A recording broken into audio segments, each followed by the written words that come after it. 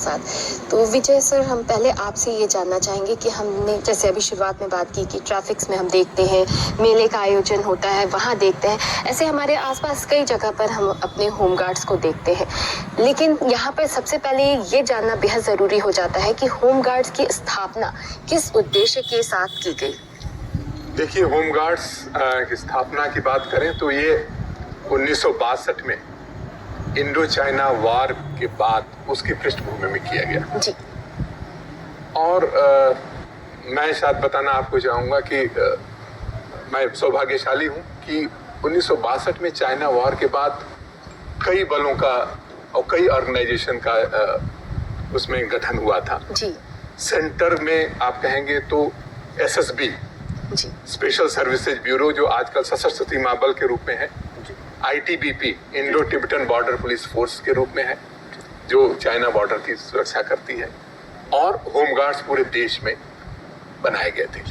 जहां तक उद्देश्य की बात आप कह रहे थे, तो वो जब इंडो चाइना वॉर हुआ था तो परेशानी ये हुई थी कि चाइना का ऑक्यूपेशन कई जगह पर हुआ था, तो उसमें लोगों को, जो आम जनता थी, वो रेसिस्ट नहीं कर पा रही थी ऑक्यूपेशन को। उसको ध्यान में रखते हुए ये कोशिश की गई कि कम से कम जब भी परेशानियां आती हैं तो फोर्स तो सीमा पर लड़ता है, यहाँ पर जो आम जनता होती है उसको भी कई बार कई मुसीबतों का सामना करना पड़ता है जिसके लिए वो ट्रेन नहीं होती है। तो यहाँ पर वॉलंटियर्स की जरूरत होती है, जो कि एक तो अस्त्र शस्त्र में भी उनकी थोड़ी बहुत जानकारी हो और बहुत सारे आपात स्थितियों का भी वो सामना कर सके।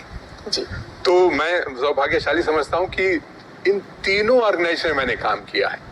एसएसबी में भी काम किया मैंने, आईटीबीपी में भी काम किया, और आज के डेट में मैं होमगार्ड्स विभाग उत्तर प्रदेश का मुखिया हूँ। तो ये एक बहुत बड़ा कंसेप्ट है और आम जनता के साथ जुड़ने में, शांति सुरक्षा के साथ आपात स्थितियों में, इस फेमीन में है, कुंभ के मेले में है, बहुत सारे जगहों पर आज हम काम कर रहे हैं। जी, जैसा कि आपने अभी बताया कि जब 1962 में इंडो चाइना वॉर हुई तो उस वक्त कई जो संगठन है वो हमारे सामने, हमारे देश में गठित किए गए, उसमें से ये एक है। तो ये किस तरह से अन्य बलों से अलग है? देखिए, पहली बात तो ये है कि ये स्वयं सेवकों का संगठन है जी, वॉलंटरी फोर्स है, तो जिम्मेदारी भी इनकी ज्यादा हो जाती है। एक तरह से इनकी जो कमिटमेंट है सोसाइटी के प्रति बहुत ज्यादा हो जाता है। ये नॉर्मल वे में आप कह सकते हैं कि एक ऐसे लोगों का संगठन है जो कि अपने आप समाज सेवा के लिए, लोगों की सहायता करने के लिए आगे है। और पुलिस बल के लिए विशेष रूप से आप जानते हैं शांति व्यवस्था सबसे महत्वपूर्ण होती है। आज के डेट में उत्तर प्रदेश में माननीय मुख्यमंत्री जी का एक बहुत बड़ा एजेंडा रहता है कि यहाँ पर उत्तर प्रदेश की कानून व्यवस्था और शांति व्यवस्था सबसे अच्छी है और उसको और बेहतर कदम से कदम मिलाकर काम कर रहे हैं। जी, और इसी तरह से यहाँ पे बात आती है, जैसे हमने भी कहा कि ट्रैफिक में हम देखते हैं, मेले का जब आयोजन होता है, कुंभ मेले का आयोजन होता है, तो ये हर जगह हमें होमगार्ड्स देखने को मिलते हैं। लेकिन इसी तरह से और भी कई क्षेत्र हैं, मतलब ऐसे कौन कौन से मुख्य क्षेत्र हैं जहाँ हमें होमगार्ड्स की सेवा मिलती है? आप बहुत सारी चीजें तो नॉर्मल कंडीशन की बात किया आपने, और मैंने बताया कि किन परिस्थितियों में काम कर सकते हैं। बिल्कुल। अभी आपने कोविड महामारी देखा होगा, कितना भयावह महामारी थी, उसमें हमारे जवानों ने कितने मेहनत से काम किया, आप सोच नहीं सकते। जो बाहर से लोग आते थे, जैसे कि इमिग्रेशन हो रहा था, उनको बसों में बैठ करके उनकी सुरक्षा करते हुए उनको उनके गंतव्य तक पहुंचाना, बहुत सारी परेशानियों में लोगों की सहायता करना, लॉकडाउन को मेंटेन कराने में पुलिस की सहायता करना, और आप समझ सकते हैं कि ऐसे परिस्थितियों में, विषम परिस्थितियों में भी बाहर होना, लोगों को जागरूक करना, ये सब ऐसे काम है जिसको कि हमारे होमगार्ड विभाग ने बड़े बखूबी इसका निर्वहन किया है। कुंभ मेले में, इलेक्शन ड्यूटी में, यहाँ तक कि स्टेट के बाहर के जब इलेक्शंस होते हैं तो हमारे उत्तर प्रदेश के होमगार्ड्स का बहुत ज्यादा मांग रहती है। मध्य प्रदेश हो, छत्तीसगढ़ हो, कहीं पर बिहार हो, कहीं पर भी इलेक्शंस होता है वहां भी जाते हैं, और यहाँ पर जब इलेक्शंस होते हैं वहां पर हमारे होमगार्ड्स पूरी तन्मयता से ड्यूटी करते हैं। जी, जैसे कि आपने अभी बताया हमारे दर्शकों को कि किस तरह से आपातकालीन स्थिति भी होती है, जैसे जब कोविड की बात आई थी तो खतरा तो हम सभी पर था, हमारे जवानों पर भी था, लेकिन फिर भी होमगार्ड्स किस तरह से सामने आए। इसी तरह से एक चीज़ है जिसका सामना हम अक्सर करते हैं अपनी रोज़मर्रा की ज़िंदगी में। सर, जब हम निकलते हैं अपने ऑफिस के लिए तो ट्रैफिक जाम या ट्रैफिक की व्यवस्था, इस चीज़ से हम रोज़ रूबरू होते हैं। कई बार उस चीज़ की वजह से दिक्कतें आती हैं और कई बार हम सुचारू रूप से निकल जाते हैं।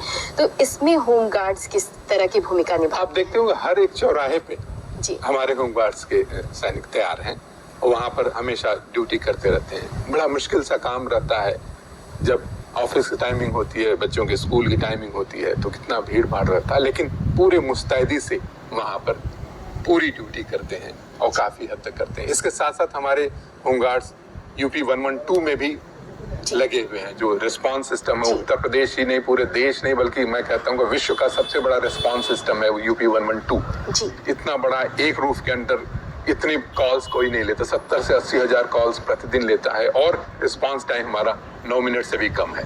तो इतना बड़ा फोर्स और उसमें भी हमारे होमगार्ड्स की महत्वपूर्ण भूमिका है। जी बिल्कुल, हम आपकी बातों से ये समझ पा रहे हैं कि बहुत ही गजब ढंग से हमारे जो होमगार्ड्स हैं वो कार्य कर रहे हैं। और जब बात हम गजब की कर रहे हैं तो हमारे साथ आज कवि जुड़े हुए हैं, डॉक्टर गोविंद गजब जी।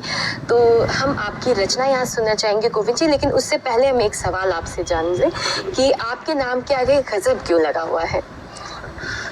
इसका भी एक बड़ा शुद्ध और बड़ा अच्छा रीजन है। हमारी बच्ची 3 साल की थी जी। तो उसने कहा पापा आप गोविंद लिखते हो, उसके आगे आप गजब लिखा करो, जो कि आप कवि हो। जी। तो मैंने कहा ठीक है बेटा स्पेलिंग बोलो। तो उसने बोला GAJAB, जबकि जेड होता है। जी, जी। हमने जे लिखा तो बिना लुकते का गजब लिखते हैं। जी तो ये उसका दिया हुआ है और अच्छा लगा तो हमने रख लिया इसे। जी, बहुत ही प्यारी सी बात है ये कि आपकी बेटी ने आपके नाम के आगे जोड़ा।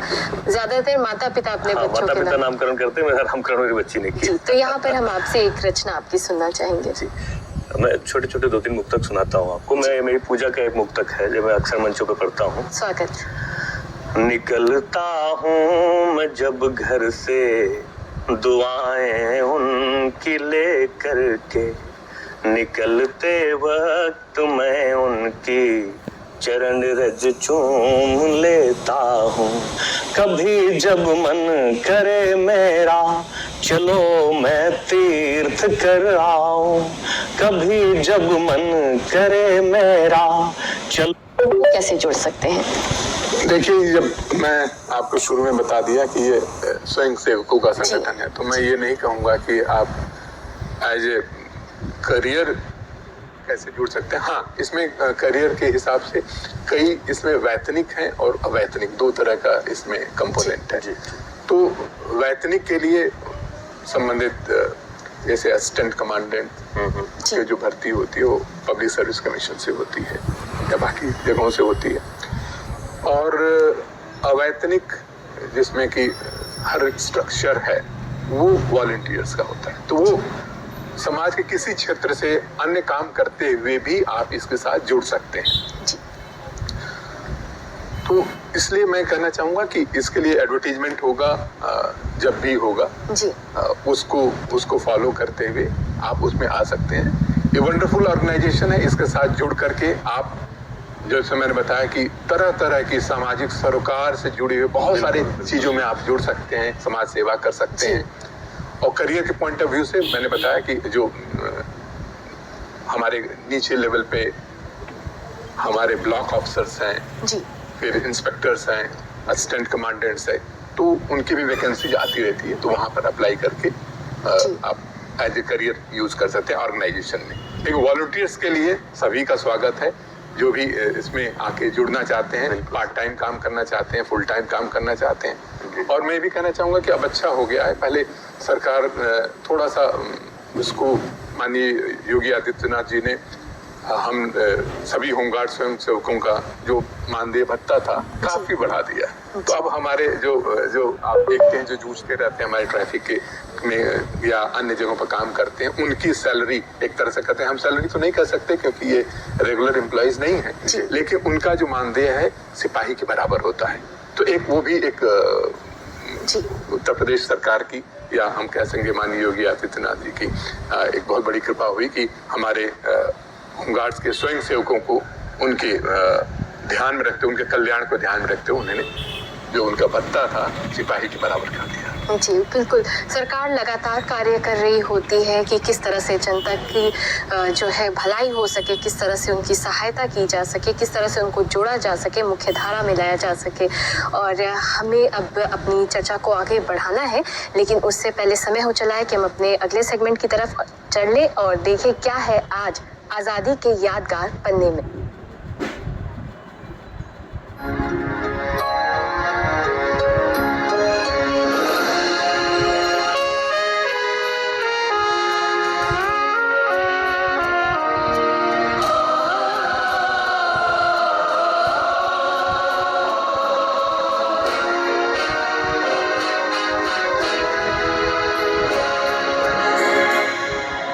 ही नारी थी, वह भारत की ही नारी थी।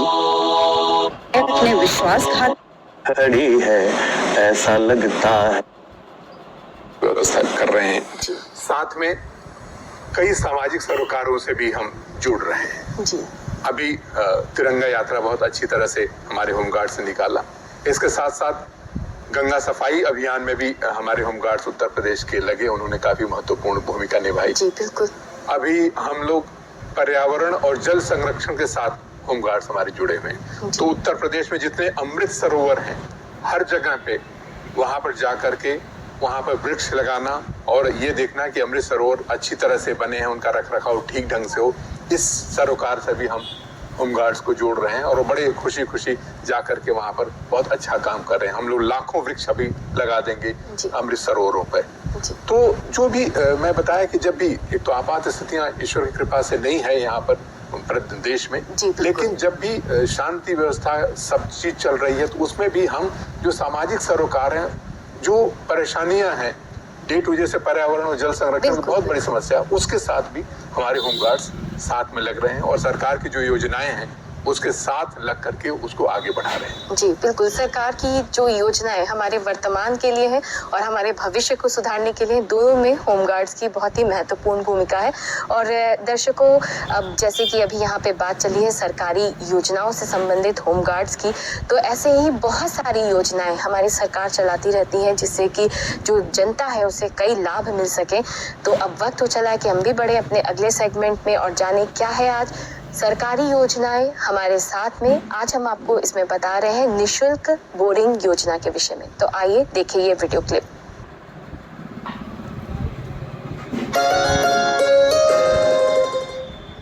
निशुल्क बोरिंग योजना।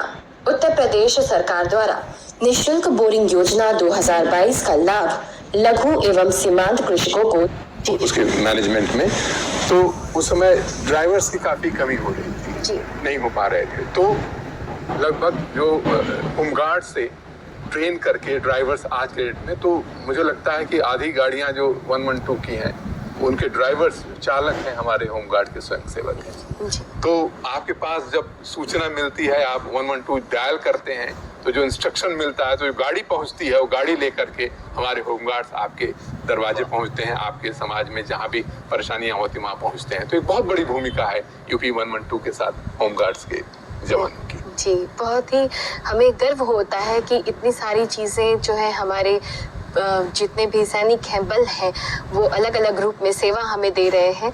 और सेवा बल तो करते ही हैं, लेकिन जो हमारे साहित्यकार होते हैं, कवि होते हैं, वो भी अपनी रचनाओं के जो जरिए हमें जागरूक करते रहते हैं, हमारी संवेदनाओं को सामने प्रकट करते हैं। तो जी, अब हम आपसे एक और रचना यहाँ पर आपसे काफी सीरियस हो चुके थे पिछले गीत पे, तो मेरा मन है दो छोटे छोटे छंद श्रृंगार के सुनने। लोल करे जैसे अली काले काले कुंतल को लहराए कामिनी कि जी, आज आप हमारे कार्यक्रम में जुड़े, इसके लिए आपका बहुत बहुत धन्यवाद। और साथ ही विजय कुमार मौर्य जी, आपने अपने बिजी शेड्यूल से इतना महत्वपूर्ण समय हमारे लिए निकाला, इसके लिए आपका भी बहुत बहुत धन्यवाद। और दर्शक